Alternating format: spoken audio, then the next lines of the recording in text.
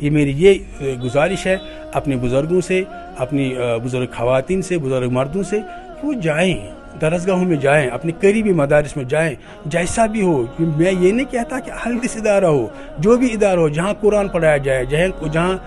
حدیث کا علم سکھایا جائے، وہاں جائے، وہاں تعلیم حاصل کرے اور اللہ کا قرب حاصل کرے۔ اور یہ جو ہمارا آج امتحان یہاں منعقد ہو رہا ہے، کیا آپ نے کہیں پر یہ دیکھا کہ یہ صرف جمیعت اہل حدیث کے اسٹوڈنٹس کے لیے ہے؟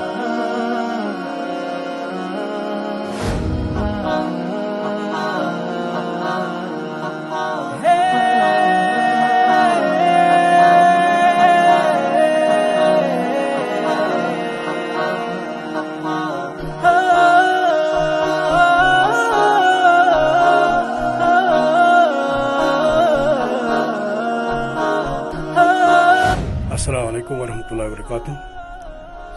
جگر بیٹا، میرا نام ہے محمد سلیم ریشی، اور ویسے لوگ مجھے المدنی بھی جوڑتے ہیں ساتھ، محمد سلیم ریشی۔ جیسے کہ آپ نے پوسٹروں وغیرہ کے ذریعے سے یہ دیکھ ہی لیا ہوگا، یہاں پر ہمارے اپنے بچے جو ہیں اور بچیاں جو ہیں، ان سبھی کو ایک سماج کے لیے ایک بہترین فرد بنانا، ان میں مسابقات، ان میں ایک وہ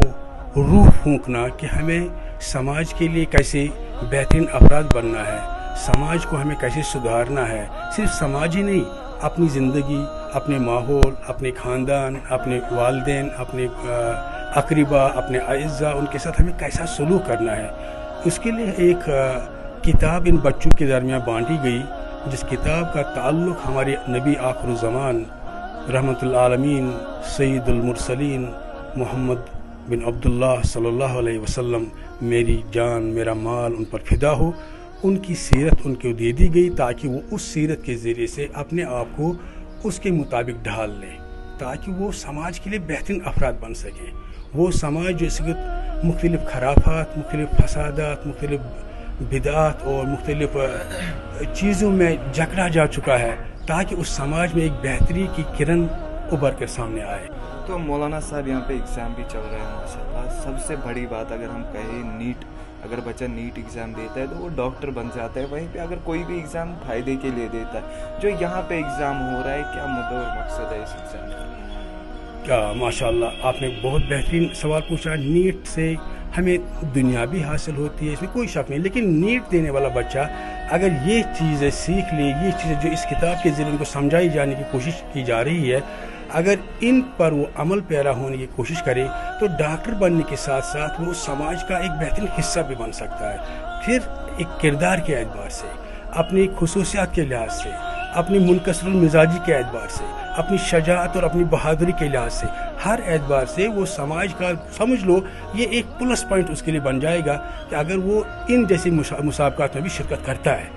نیٹ میں دنیاوی فائدہ ہے، آپ اس کے نظر سے یہ کرتے ہو، لیکن یہ جو تعلیم ہے، یہ اللہ تعالیٰ نے اس کے ساتھ وعدہ کیا ہے کہ اس کے ذریعے سے دنیا بھی سدھر جائے گی، اور آخرت کی بات ہی نہیں ہے، وہ تو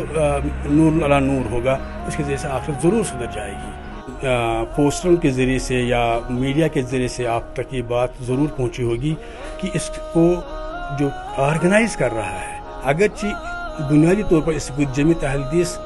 حلقہ باغ ماہتاب اس پر نگرانی کر رہا وغیرہ لیکن ایسے سبھی پروگرام مرکزی جمیعت اہل حدیث جموں کشمیر کی سربراہی اور ان کی سرپرستی میں ہوتے ہیں۔ اس کا مطلب یہ ہوا کہ جب اس کی اجازت جمیعت اہل حدیث جموں کشمیر نے دی ہے، تو یہ ایک اسٹیٹ لیول کا، جس کو آج کل آپ یو ٹی کہتے ہیں، بلکہ دو یو ٹیوں کے لیے آپ کہہ سکتے ہیں اس کو، لداخ جو یو ٹی ہے اور جموں کشمیر کی جو یو ٹی ہے، ان دونوں کے لیے یہ پروگرام اصل میں رکھا گیا ہے۔ یہ ایسے امتحان ہیں کیونکہ ہر ایک ہم میں سے، چاہے وہ کسی بھی جمعیت یا جماعت سے تعلق رکھتا ہو، اصل یہ ہے کہ ہر ایک یہ دعویٰ کرتا ہے کہ ہم نبی رحمت صلی اللہ علیہ وسلم کو فالو کرنے والے ہیں، ہم نبی صلی اللہ علیہ وسلم کے تابع دار ہیں، ہم نبی صلی اللہ علیہ وسلم کے فرمان بردار ہیں۔ ان کا